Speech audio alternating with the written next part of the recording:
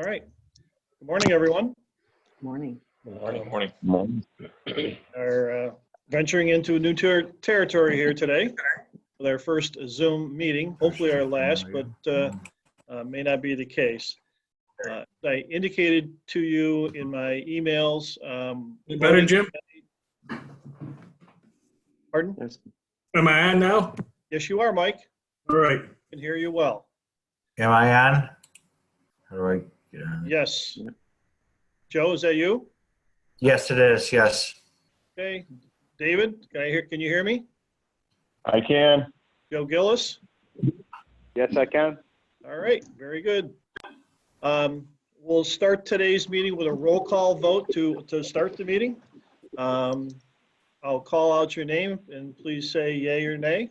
Dave Demore, Hey. Joe Semyon, Yay. Todd Rulison, Yay. Jane Kelly, Yay. Mike Fitzgerald, Yay. Joe Gillis, Yay. and Tim Munn. Yay. Very good. All right. Couple of ground rules here for our new meeting format.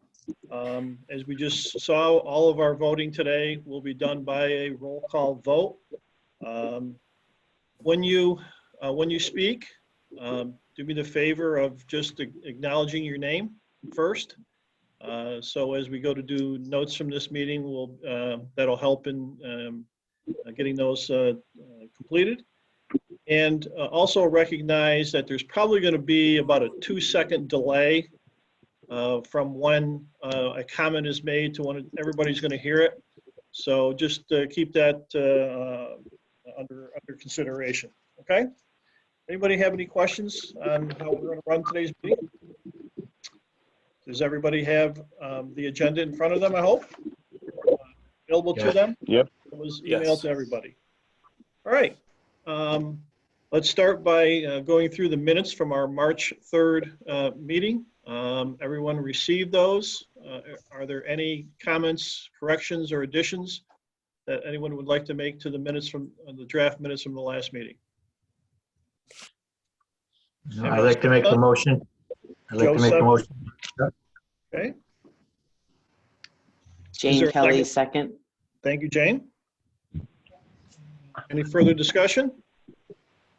Roll call vote. Dave Demore, Yay. Joe Semyon, Yay. Todd Rulison, Yay. Jane Kelly, Yay. Mike Fitzgerald, Yay. Joe Gillis, Yay. Tim Munn. Yay. Motion is passed. Next, we go to the budget report, which was attached to your agenda. And if we go through the monthly budget report, you'll see on the revenue side, we received a reimbursement from Vireo. And secondly, when you look at the investment earnings, that number reflects the interest earned on our CD. So that's why that number is significantly higher than the normal monthly rate that we get. We're going to talk about the renewal of the CD later in the agenda. On the expense side, there was salaries, disability insurance, payment made to Weston Company for their work on the 2019 audit, some Tryon Technology Park expenses, which we'll go through on the next page, and there was a payment made to Emery Designs for their ongoing work on the IDA website. If we go to the second page on the Tryon budget report, you'll see again on the revenue side, the reimbursement from Vireo for electricity. Down at the bottom, that's matched as an expense, as we see every month. And then there were two other Tryon related expenses. One was our insurance from NYMER for $5,132.72.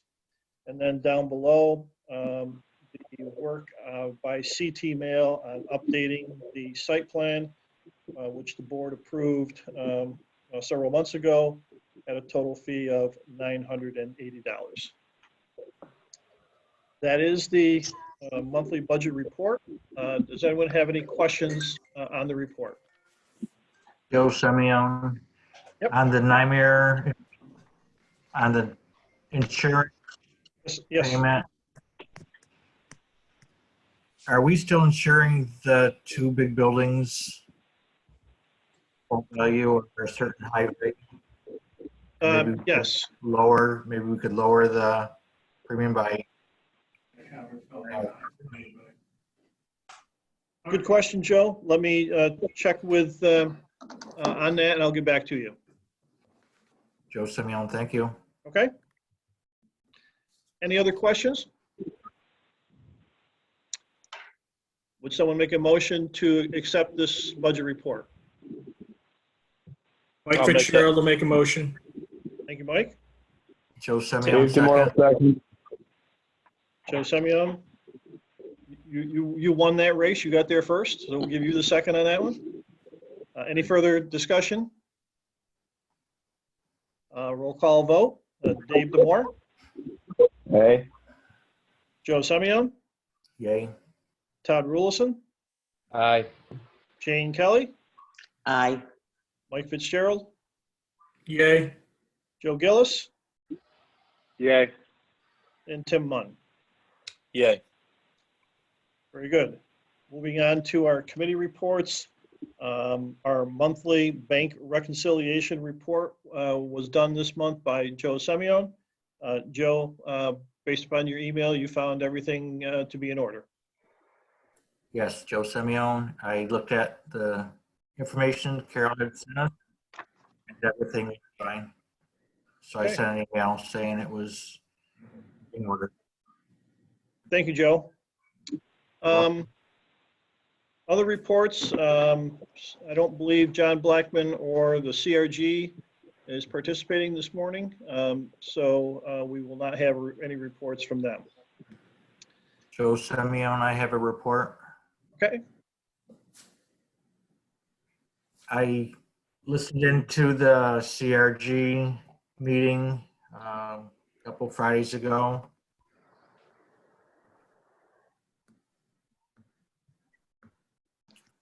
And everything was okay. I listened for about 45 minutes. They had their normal reports, and Ron gave a few things about what they're doing, but no specifics.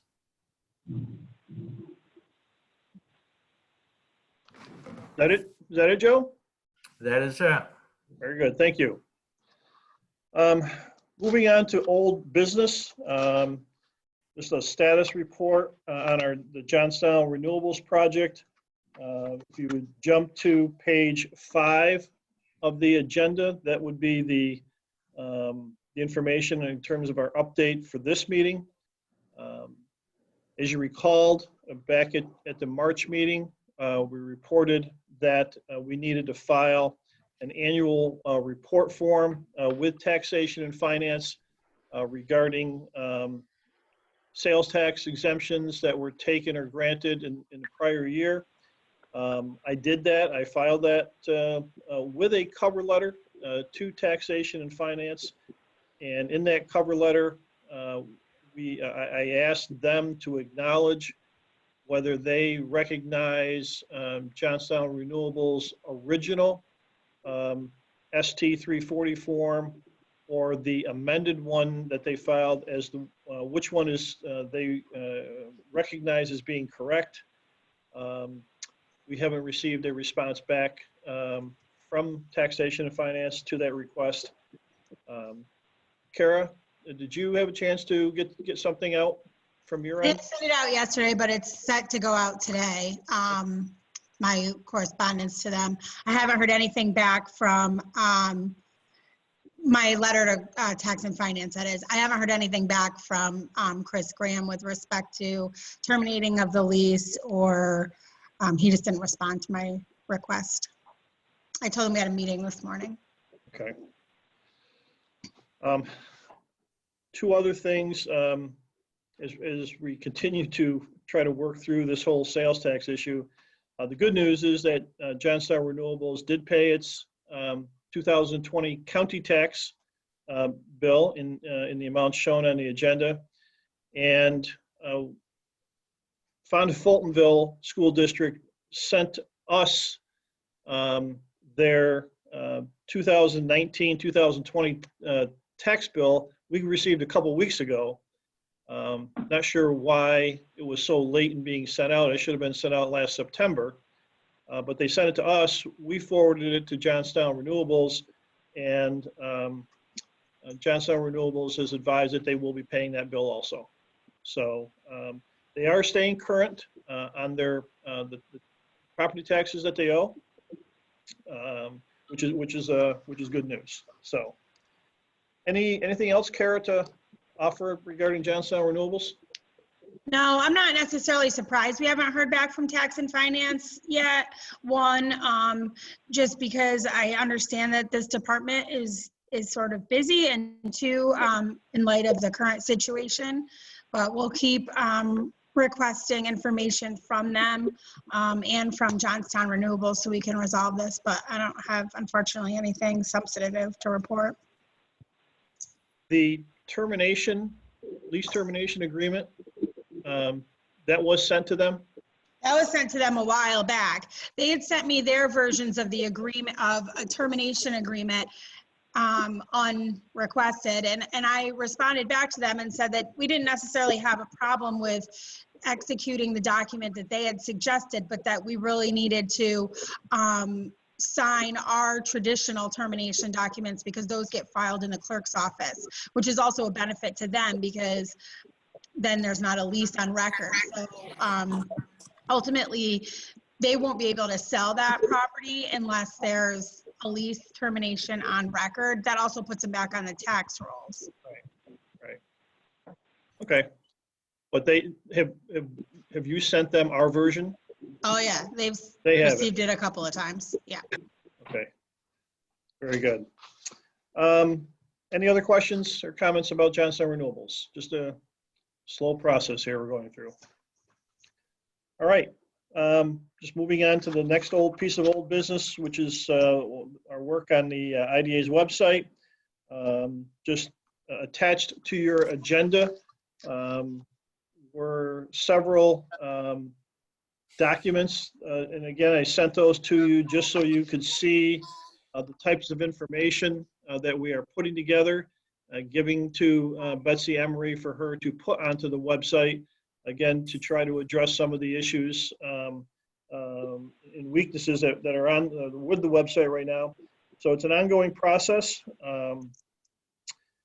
We are still having weekly conference calls with Betsy and to talk about things and issues and how we're going to continue to update the website.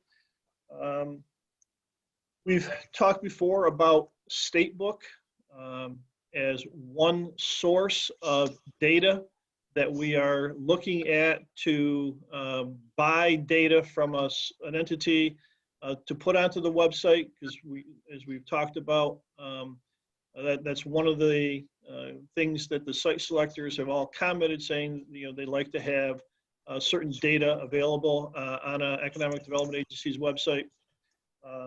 So we have also reached out to two other entities, companies called EMSI and ESRI. How's that for some confusion early in the morning? They also provide data sets, and so we're trying to pull all three of these together, see which ones would work best, and once we have that, we'll present that information back to the board to make a decision on which one we want to go with. So I sent to everybody an email last week, the monthly activity report of the IDA's website that Betsy had sent to us for your nighttime reading to see how much activity we're having on the website. Just an update? Any questions? Tim Munn, is that a cost? When talking about Statebook, is that a cost that we're still talking about sharing with the CRG and/or the chamber? Yes, we will have that discussion with them, Tim. Again, it'll also depend upon what the cost is. If it's if that cost is going to be, $100 as an example, well, maybe we'll just cover it ourselves. If it's $10,000, be something different too. Sure. So, but the cost sharing concept is something we're certainly going to look at if the cost is going to be in thousands of dollars. We'll want to share that the best we can. Okay.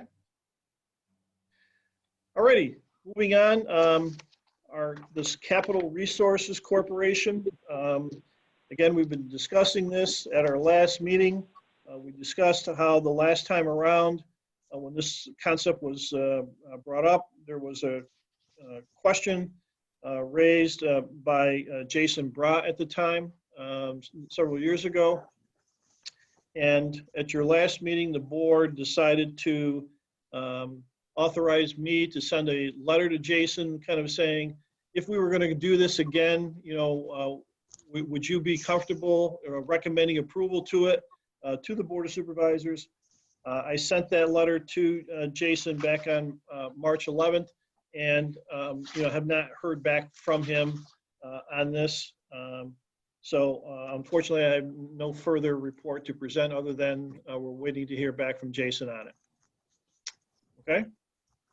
And once we do, we can make a decision then on whether you want to move forward with trying to create a CRC now, or knowing that we've got all the pieces put together and wait till next time there's a potential project and move forward with creating it at that time.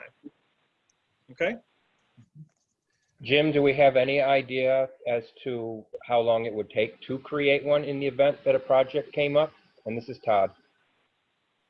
Yes, Todd. We're probably talking a couple of months to create it.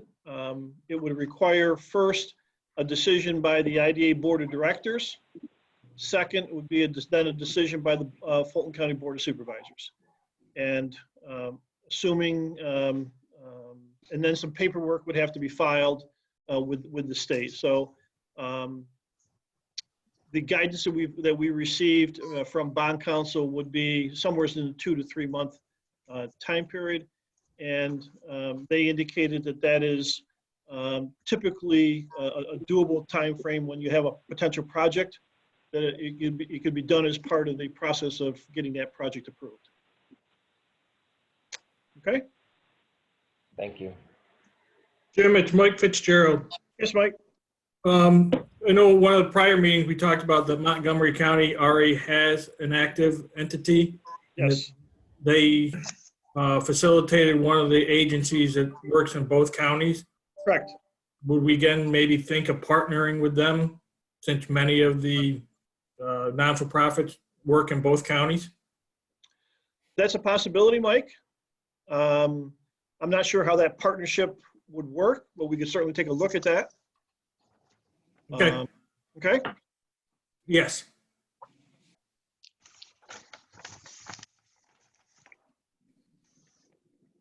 Okay. Does Joe Semyon, does Kara know if two counties can have the same CRC? Well, Montgomery County's has already been created as its own entity for Montgomery County. And I'm not sure of what the, how that worked out with respect to that project that was done. I don't know the details of that. I'm not sure if Fulton County approved it or if it was just able to be done because the residents of Fulton County also use that facility. So that was the reason. I don't know the background of that particular project. It's possible to have a bi-county CDC. Warren, Washington has a Warren, Washington CDC. So it's possible to create one that way. You need both counties to agree and move forward. So I'm not sure of the specifics of the mechanism to do that at this point, whether Montgomery County would need to amend their certificate of incorporation is what I would imagine would need to happen. That's probably what would have to happen, yes. Thank you. Okay. Moving on, Cushman Wakefield.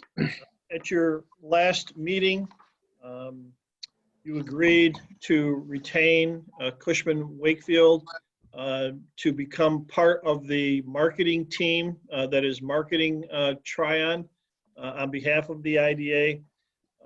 Scott and I met with the 3 representatives from Cushman Wakefield shortly thereafter. We toured Tryon and toured buildings 3 and 60, since those are the 2 buildings they were going to be asked to market on behalf of the IDA. Cushman Wakefield has submitted a listing agreement to us to execute. A copy of that was attached to the agenda. The key terms, it's a 1-year agreement that would start today and go for 1 year. And as we talked about at your last meeting, their commission would be 7% on all sales or leases. The agreement that is attached, again, it's a fairly standard listing agreement, and it's 2 pages. And the issue here today is to authorize the chairman to execute this agreement with Cushman Wakefield so they can officially get started with marketing Tryon. Questions, comments? This is Joe Simeon. Is building 60 the maintenance building, correct? That's correct. Okay. Have they placed a value as to what they could sell building 3 or 60 at this point? I know we've had some They're figures working on before. that as we speak, Joe. Should have that done this week. Great, thank you. Okay. With respect to building 3, the feedback that we got was that the Midas building is probably the only piece of that building that they feel has value enough to be able to market. So that's going to be the primary space that they would be marketing with building 3. Building 60, they would be marketing the entire building. That would include about a 3.4 acre parcel of land to go with it. So when we met with them, they had some ideas. They were they were going to be running through some comparables, and then coming back to us with a formal value and telling us this is what they will be marketing it for, at what price. Okay? This is Joe Simeon again. Without naming specifics, do they know of potential people we have talked to about their interest in Yes. building 60? Yes. With, we had advised that entity of our intent to market that building with Cushman Wakefield. Advised them that, we had been working with them, had an option agreement in place that has expired, and advised them a couple of weeks ago that if they wished to renew that option agreement, that they would need to notify me by a specific date of their intent or desire to want to do so. Heard nothing from them, so the interpretation is their interest has gone away. Okay, and what about the one previous before that could have been interested? Have not heard anything from them. Okay, Okay. yeah, thank you. So as of right now, we have no interest in building 60. So Cushman Wakefield is, once we get this agreement signed, we'll be advertising that as a property that's available. Okay. Great. Any other questions on the agreement? Jim, Tim Munn, so in addition to the buildings, obviously, each of the parcels of property are going to be marketed here as well, correct? Absolutely, Tim. And we have given them the site plan, we've given them all the information that we have. So they will be marketing both the sites and the two buildings, Building 60 and the Midas building, that component of Building 3. This is Joe Semyon. Have they received the updated site plans that we were Yes, they have. having? Yep. They have? Yes, they have. I know we had CT Mail redo things. for No, new we've sent that growth. to them. We explained to them that the lot lines that are shown on that site plan are floating, Yes. and we can configure any parcel out there in such a way to meet the specific needs of a potential company. So if lot 3 is what they want, but it's not quite big enough or it's too big, we can adjust those lines as necessary to meet the needs of that particular company. And they thought that was an excellent approach and is reflecting of a attitude that the IDA is willing to work with companies as needed, as opposed to just, here's a site, you have to take this, take it or leave it. So they thought that was a good. Very good. Thank you. Okay. All righty. Would someone be willing to make a motion to authorize the chairman to execute this agreement with Cushman Wakefield? Tim Munn, I'll make that motion. Thank you, Tim. Joe Is there a Semyon, second it. Any further discussion, questions, or comments? Hearing none, we'll take a roll call vote on this motion.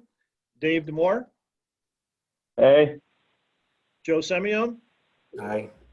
Todd Rulison, Aye. Jane Kelly, Aye. Mike Fitzgerald, Aye. Joe Gillis, Yay. and Tim Munn. Yay. The motion is passed. All righty. Five ayes and 2 yays. Yeah. Yeah. All righty. The next piece of old business is the renewal of our CD. Back at your last meeting, you authorized renewing the CD that we had with NBT Bank for another 6 months. At the time that you made that decision, the interest rate was going to be 1.45%. On the day we went, the CFO and Joe Semyon, the vice chairman, went to sign the papers to renew the CD, the rate at that time had been dropped down to 0.2%. Obviously, that had happened because of all the market turmoil that was occurring with this coronavirus pandemic. So as a result, since that rate is almost what our money market rate is, at that time, the decision was made to not renew the CD, then put it back into the money market and wait until such time as the rates stabilize and look to renew the CD at that time. All right, so that's that money. All of our money now has gone back into the money market account, and we'll just be monitoring CD rates. And once they get back to a better rate, we'll renew the CD at that time. So, okay. Moving on, the last piece of old business, our Tryon Electric project. We're on top of page 9 on the agenda. As you recall, we've been talking about this for a long time now, that National Grid will be installing a new primary electric service for the Tryon Technology Park. That's going to include bringing a new overhead service from County Road 117 to the interior loop road known as County Road 17, from County Road 107 to 117. Then be installing an underground service along the outside of County Road 117 to a point just past Vireo Health. They're also going to be installing new underground service laterals to Vireo Health, the wastewater pump station, the water booster station, and the elevated tank. And those service laterals will terminate at transformer pads where National Grid will be mounting their transformers. Back in October of last year, the IDA board authorized hiring Tom's Electric to install new electric services from those transformer pads to the wastewater pump station, water booster station, and elevated tank. And so Tom's Electric, is preparing, is ready to start work on that. And so with respect to National Grid, they started work on the new overhead lines last week. They're scheduled to start work on the underground service this week on April 16th. And just so you know, this is a team project. Fulton County is responsible for excavating and backfilling the trench that the underground service will be located within, as well as installing precast concrete transformer pads. The Soil and Water Conservation District is providing the backhoe that's used to excavate and backfill this trench. The County Highway Department is supplying a truck, skid steer, and manpower to operate this equipment and the backhoe. So it's kind of a collective team effort that's going on out here. And we appreciate all of the, the cooperation with Soil and Water and the Highway Department in this project. But since the county is the one who's paying for this work with National Grid, a lot of this work is being coordinated through the planning department. Scott Henze's the master coordinator on this and has been working with all parties involved to see this work hopefully be completed here soon. Vireo Health is also working with National Grid, and they will be coordinating with Grid in the near future here as they put a new lateral and service into their building and connect into this new primary electric service that National Grid will be owning, operating, and maintaining. And once that new service is up, we as an entity will get out of the electric business, which will be a pleasant piece of news for all of us. So just a quick report that after a few years of planning, this project has actually started and will be hopefully finished sometime in May. Any questions? Very good. On to new business. Going back to the Tryon Technology Park, when the IDA took title to this property, the board at that time decided to establish a price for the land to be sold at Tryon at $20,000 an acre. The IDA has relied on both Fulton County and the Fulton County Center for Regional Growth to be marketing Tryon. And as we just completed, you've added Cushman Wakefield now as a partner with Fulton County and the CRG to be continuing to market Tryon to try and attract new companies to locate there. Going to the top of page 10, the one item that Cushman Wakefield has recommended is based upon their market research on the land at Tryon. They're recommending that the lot sale price be changed from $20,000 to $27,500 per acre. And with that comes an opportunity, I think, to allocate some of that resource or some of that increase to compensate all of the entities that are working on behalf of the IDA to try and market Tryon. And so what's being proposed here is that if the lot sale price is indeed increased to $27,500, proposing that the following amounts be allocated to those entities marketing Tryon. For Cushman Wakefield, 7% is what the agreement stipulates. So they would receive $1,925 per acre. Fulton County and the CRG proposing each would get $1,750 an acre. That would result in a total of $5,425 being paid to the entities marketing Tryon, leaving the IDA still to earn $22,075 per acre, which is more than the $20,000 that we're currently getting based upon the current $20,000 per acre figure. So putting that out as an idea for discussion, and I think it's a way to, again,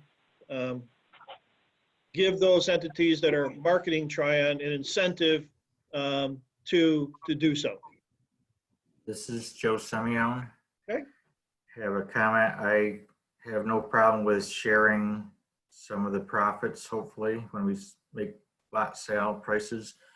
But I would be more comfortable with fixing a certain price for a certain percentage, which that's $17.50 for the CRG in Fulton County works out to about 6.36%. That's $17.49 if you multiply 27.5. And the reason I mention that is because if, say, an entity comes in and they want to buy 100 acres and they say, well, you're asking 27.5 and we only want to give 20,000 an acre, you know, that's a consideration we would make as a board. So, you know, if we want to do it, just like if you want to sell your house and you want 200,000, someone offers you lower, that can happen. So I would hate to see if, save that example of 20,000 an acre, Cushman would only get $1,400 based on 7%. And if we still went with the $17.50 for the two other entities, then obviously Cushman Wakeman is kind of getting a lot lower for possibly doing the work too. So I think I have no problem giving three entities. You know, obviously we have a contract with Cushman for 7%, but I would like to say we should just have a straight 6.36 with the two of them. And then if it's lower, then it's based on that figure. Or we could just call it an even 6. Mhm. That's fine with me too. Yeah. Okay. Yeah. I like that approach, Joe. Any other Jim, suggestions? Guys? Jim, Joe Gellis, I have a question.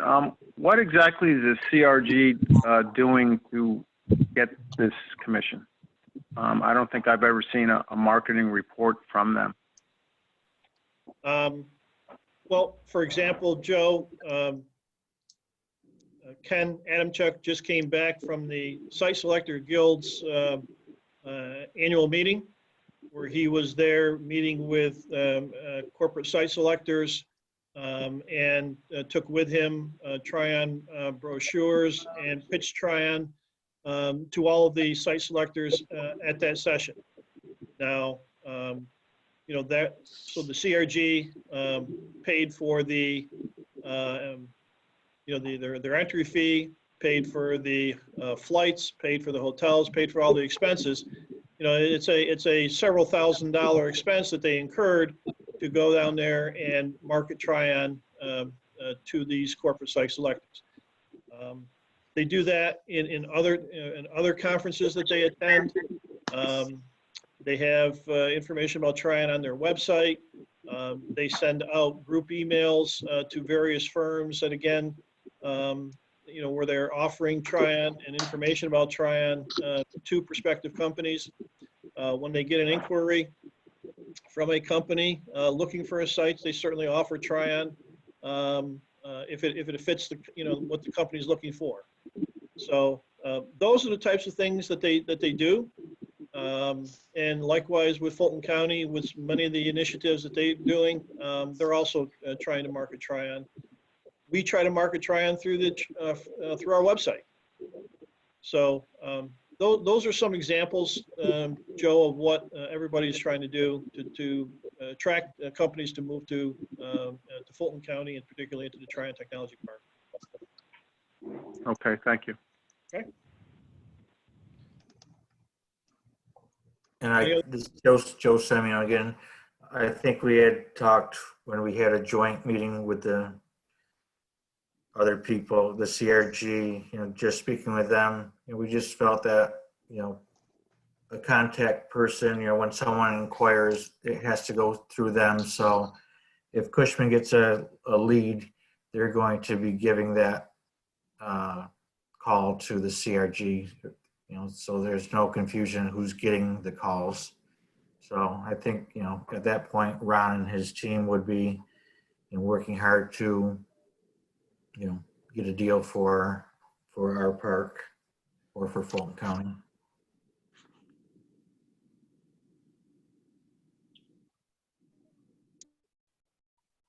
Anyone else? So the proposal would be to have Cushman Wakefield be paid 7% and the CRG in Fulton County 6%. Is that the, Joe Semyon, would that be Yes. what you're proposing? Okay. That would be wonderful. Yes, I like that. Very good. If there's no further discussion or questions, is someone willing to make the motion to approve increasing the lot sale price at Tryon to $27,500 and to compensate the three entities marketing Tryon as shown above, which would be Cushman Wakefield 7%, Fulton County CRG 6%, Fulton County 6%. This That is would be Joe the motion. Semyon. I would like to make that motion. Joe Semyon, is there a second to that motion? Mike Fitzgerald, second. Any further discussion, questions, or comments? Do a roll call vote then. Dave Demore, Nay. Joe Semyon, Aye. Todd Rulison, Aye. Jane Kelly, Aye. Mike Fitzgerald, Yay. Joe Gillis, Yay. Tim Munn. Aye. Motion was approved. Okay, next are the lawn mowing quotes for Tryon. This is an annual contract that we've been doing for a number of years now. We sent out 3 requests for proposals. Quotes were due last week. And if you go to the top of page 11, we received 3 quotes with from Greenscapes, James Esper Landscaping, and Evergreen Landscaping. And Greenscapes submitted the lowest price at a total of $6,480 to do 3 brush hog events and 7 finish mowing events during the course of 2020. So I'm asking for a motion to authorize the chairman to sign an agreement with Greenscapes in the amount of $6,480 to provide lawn mowing services at Tryon in 2020. Someone I'll make that motion. Todd? It's Todd. Joe Gillis, I'll second it. Any further discussion or questions? Joe Semyon, quick question.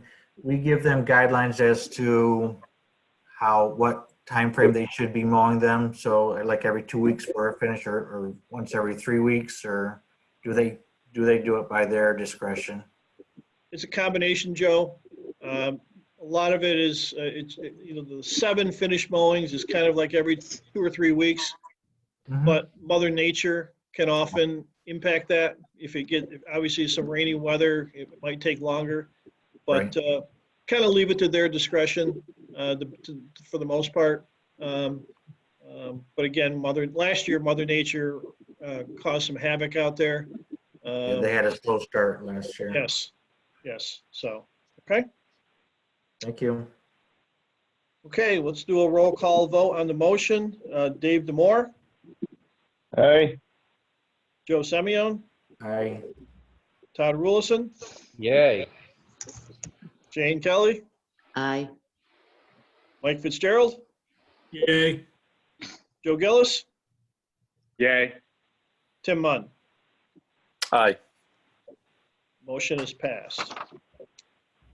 Next item, over the last number of years, the IDA board has leased some land at Tryon for the purposes of growing some crops, and leased that to R&R Farms. R&R Farms has expressed a desire to lease the same lands again in 2020 at the same $30 per acre fee. It would be a total revenue of $1,200 for this annual lease.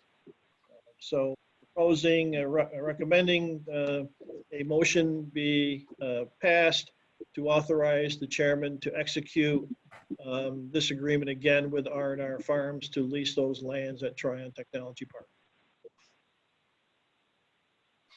Would someone be willing to make that motion? Quick question. Joe Gillis, I'll make the motion. Thank you, Joe. Joe Semyon, second. Any further questions or Joe discussion? Semyon, Joe Yep. Semyon, quick question. They have insurance papers that they Yes, they do. Very good. They file an insurance certificate with us, naming the IDA as an additional insured. Fantastic. Thank you. Okay. Alrighty, let's do a roll call vote. Dave Demore, Aye. Joe Semyon, Aye. Todd Rulison, Aye. Jane Kelly, Aye. Mike Fitzgerald, Yay. Joe Gillis, Yay. Tim Munn. Aye. Motion is passed. Alrighty, the last thing on the agenda for today is to share with you a new state mandate that has been imposed on industrial development agencies. In the darkness of the night, when the state adopted the new state budget, the governor's budget bill contained a new mandate to impose prevailing wage requirements on certain IDA projects. To understand this, there's two key terms, buzzwords that we need to discuss. Covered projects. What does covered projects mean? And paid in whole or in part by public funds. Covered projects are defined as construction work done under contract, which is paid in whole or in part out of public funds, where when all of the public funds, when they're aggregated, is at least 30% of the total construction project costs, and where the project costs are over $5 million. And so what are considered public funds? Now, how many construction projects does the IDA typically do? Not many. Okay, so we're like, all right, none of this really applies to the IDA, our particular IDA. But when we talk about what are public funds, it also includes tax abatements and tax exemptions. So on a project where we're granting a pilot and or sales tax exemptions, we are going to now need to calculate what are going to be the total payment in lieu of tax benefits and total sales tax exemptions, aggregate those two, and if it amounts to more than 30%, of the total project cost, and it's a project that's over $5 million, that project will be required to pay prevailing wages. Now, how often will that occur? To be determined. But it's you know, it's going to be a situation where if it does kick in, this, you know, let's say it was CG Roxanne as project as just as an example. Let's just say, for the sake of discussion, that project would have met that threshold, those two thresholds. You know, that would have meant CG Roxanne would have had to pay prevailing wages on their construction project. Now, so that would have added, you know, a significant cost that they would have to incur for that project to have been completed.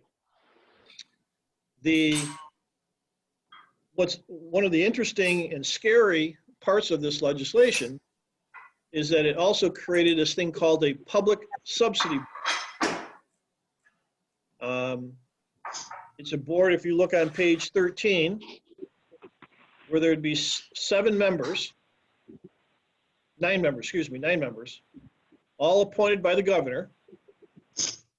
And they would have the authority to examine and make recommendations having the full force and effect of law. And that their decisions are binding, can't be appealed. And they would have the ability to determine for particular projects, the minimum threshold percentage of public funds, the minimum dollar threshold, all of these things, they would have the ability to step in and make decisions on particular projects on whether they must pay prevailing wages or not. It's brand new, and the effective date would not be until January 1 of 2022 when this would take effect. So we have a year and a half to, I'm sure we're going to hear a lot more about this and how all of this is going to be interpreted and put into play. But it's just another mandate that we're going to have to address from every project that comes to the IDA. We were going to have to go through this and determine whether or not the project meets the thresholds on having to, for that project having to pay prevailing wages. Kara, anything to add? No, I think it's, I think we might see some modifications come out eventually with respect to this before its effective date. It was discussed at the recent Economic Development Conference in Albany in January. I don't think everybody thought that it would actually get adopted this time around, but I'm thinking in light of the current situation, it might have made its way in. So there's a lot of questions. There's some provisions that are not clear to people. The way this board works is also, while it's laid out in the legislation, it's still not clear how that's going to function. So we're just going to keep an eye on it and keep following it to see if there are any amendments to it in the upcoming session. So how this board will work is certainly a key question of mine. And, you know, from what you heard, Kara, will they make the determination on every IDA project, whether it's if you meet the criteria that would make your project fall into the threshold, is what it sounds like now.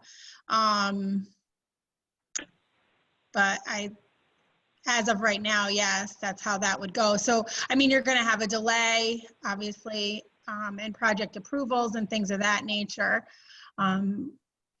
Just looking at some of the projects that you've already done, I'm not sure that any of your current or most recent projects would fall into this category to trigger this requirement. I mean, for instance, Johnstown Renewables, that was all, you know, independent they were independently financed, so they weren't receiving any grants or anything like that from the state or any other incentives other than the incentives that the IDA was offering, which didn't amount to the requisite percentage of the total project cost. But Johnstown Renewables did receive a CBDG grant from the city of Johnstown. Oh, they did? Oh, I didn't yeah, realize that. yeah. So that's part of on our end going forward, that's going to be part of a more significant review on our end to be sure that we know where all this financing is coming from at the application stage. Right. To be sure that we're adding it all in together and taking that into consideration. I believe the new application does address that. Most new applications, when everybody kind of redid theirs, there's a question that says what's coming from private, what's coming from public sources, and what percentage of that. So if they think that they're going to get a grant at some point in the future for the project, we kind of need to know that up front to see where they're going to fall with respect to if they're going to fall inside this legislation or outside the scope of it. Okay, well, just wanted to give everybody an FYI on that. Yeah, And- we're continuing to monitor it, so if there are any changes, we'll be letting everybody know. Okay, Jim, Moving on. Mike Fitzgerald, I have a question. yes, sir. I guess directed at Kara. If a project had a NYBDC 504 loan as part of the financing, is that considered public funds? That's sort of, I mean, that remains to be a question as to what, is it public funds because it's has beneficial terms to it, or is it not because it needs to be paid back? I think those are all items that need to be kind of clarified and receive some guidance on that. I assume that there's going to be some clarifications or guidance coming out from the council once they have an opportunity to review it and comment on it. But I'm thinking right now, I just don't think that that's high up on their priority list to give us guidance on it at this point. So that's a question for sure. Thank you.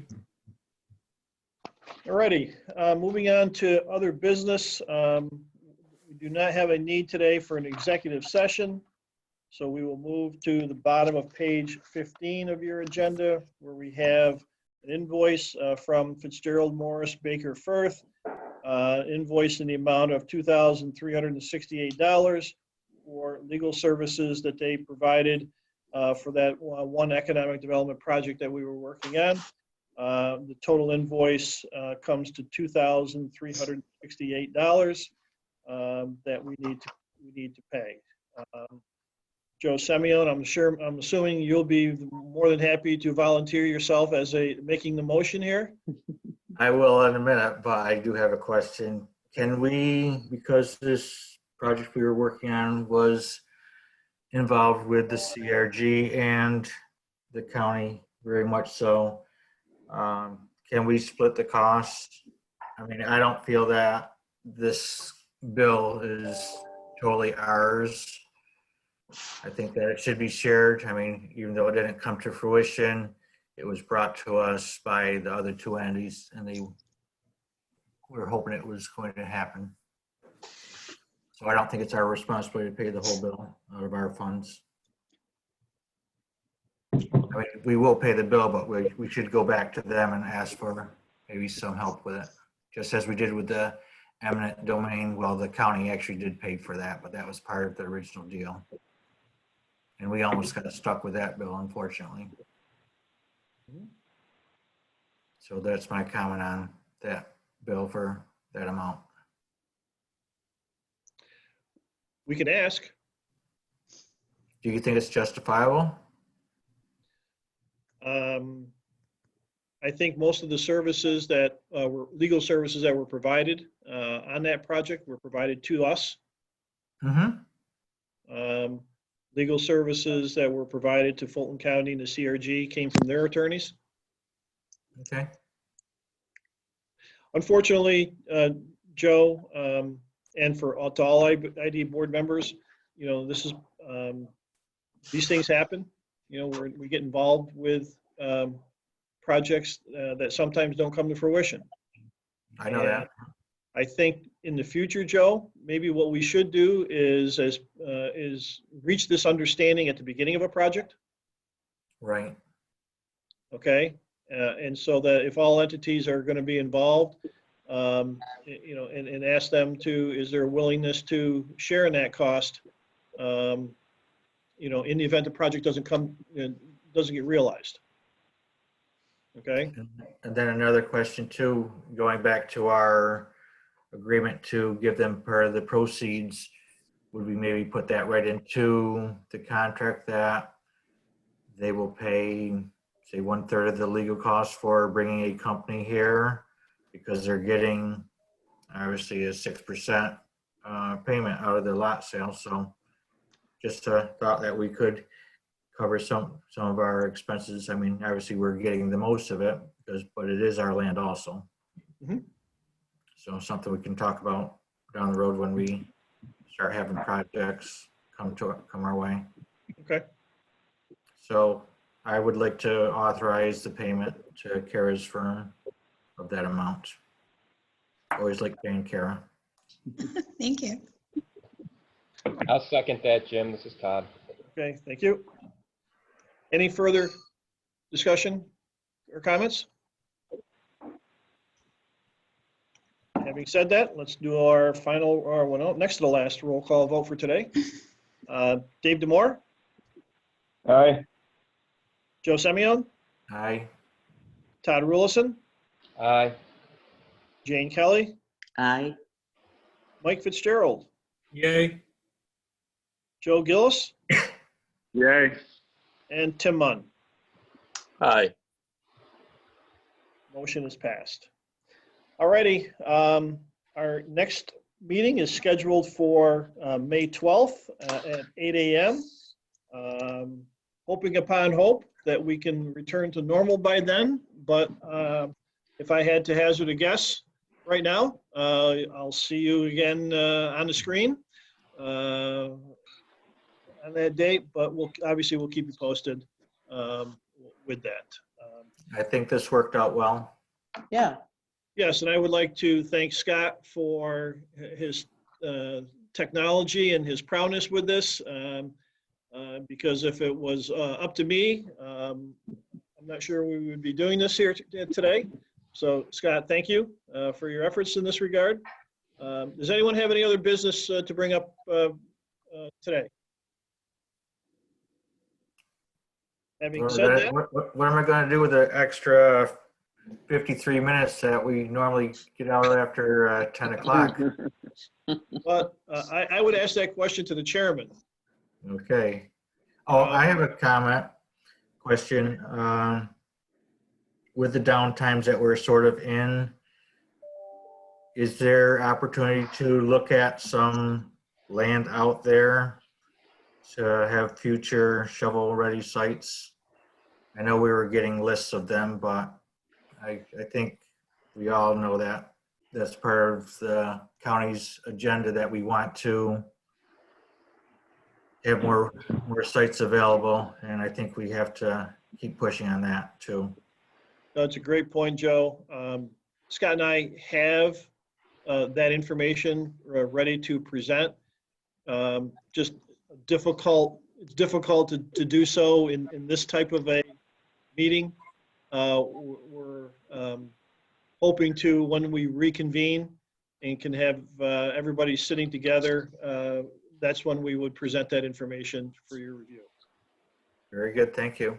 Okay? Unless anyone has any other questions, who would like to make a motion to close the meeting? Dave Demore, I'll make the motion. A second? Tim Munn, I'll second. All right, last roll call vote of the day. Dave Demore, Aye. Joe Semyon, Aye. Todd Rulison, Aye. Jane Kelly, Aye. Mike Fitzgerald, Yay. Joe Gillis, Yay. and Tim Munn. Aye. The meeting, the motion is passed. The meeting is closed as of 9/11 a.m. on today's date. Thank you all for participating. Stay safe, stay healthy, and we'll reconvene on May 12th. All righty? Thank you. Thank Thank you. you, Bye, Jim.